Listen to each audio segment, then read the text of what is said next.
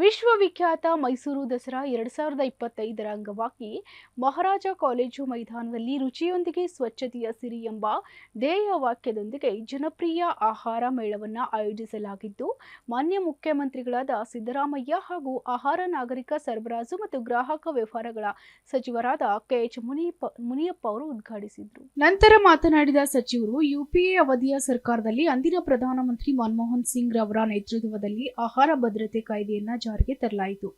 ಅಂದೇ ಮುಖ್ಯಮಂತ್ರಿ ಸಿದ್ದರಾಮಯ್ಯನವರು ಅನ್ನಭಾಗ್ಯ ಯೋಜನೆಯನ್ನು ಜಾರಿಗೆ ತಂದು ಬಡವರಿಗೆ ಉಚಿತವಾಗಿ ಅಕ್ಕಿಯನ್ನು ವಿತರಿಸಲಾಯಿತು. ಅಂದಿನಿಂದ ಆರಂಭಗೊಂಡ ಈ ಯೋಜನೆ ಇಂದಿನವರೆಗೂ ಮುಂದುವರಿತಾ ಇದ್ದು, ನಮ್ಮ ಸರ್ಕಾರ ಮಾನ್ಯ ಮುಖ್ಯಮಂತ್ರಿಗಳ ನೇತೃತ್ವದಲ್ಲಿ 10 ಕೆಜಿ ಅಕ್ಕಿಯನ್ನು ಅರ್ಹ ಫಲಾನುಭವಿಗಳಿಗೆ ವಿತರಿಸಲಾಗುತ್ತಿದೆ ಎಂದರು.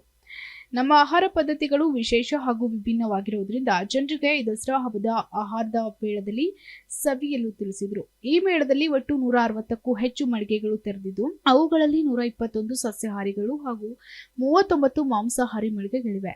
ಇಲ್ಲಿ ಸ್ಥಳೀಯವಾಗಿ ಮೈಸೂರಿನ ವಿಶೇಷ ಆಹಾರ ಶೈಲಿ, ಬುಡಕಟ್ಟು, ಮಲೆನಾಡು, ಕೊಡವ, ಕರಾವಳಿ, ಉತ್ತರ ಹಾಗೂ ಮಧ್ಯ ಕರ್ನಾಟಕ ಪಾಕಶೈಲಿಗಳ ಜೊತೆಗೆ ಗುಜರಾತಿ, ರಾಜಸ್ಥಾನಿ, ಹೈದರಾಬಾದಿ, ಕೇರಳ, ಚೈನೀಸ್ ಮತ್ತು ಅಂತಾರಾಷ್ಟ್ರೀಯ ಪಾಕಶೈಲಿಗಳನ್ನು ಕೂಡ ಪರಿಚಯಿಸಲಾಗಿದೆ.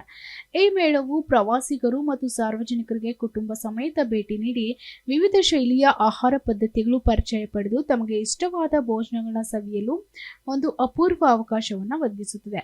ಆಹಾರ ಮೇಳಕ್ಕೆ ಆಗಮಿಸುವ ಪ್ರತಿಯೊಬ್ಬರು ಸ್ವಚ್ಛತೆಯನ್ನು ಕಾಪಾಡಿ ಆಹಾರ ವ್ಯರ್ಥ ಮಾಡದೆ ತಮಗೆ ಬೇಕಾದಷ್ಟು ಮಾತ್ರ ಆಹಾರವನ್ನು ಕೊಂಡು ಉಪಯೋಗಿಸಲು ಮನವಿ ಮಾಡಿದ್ದಾರೆ.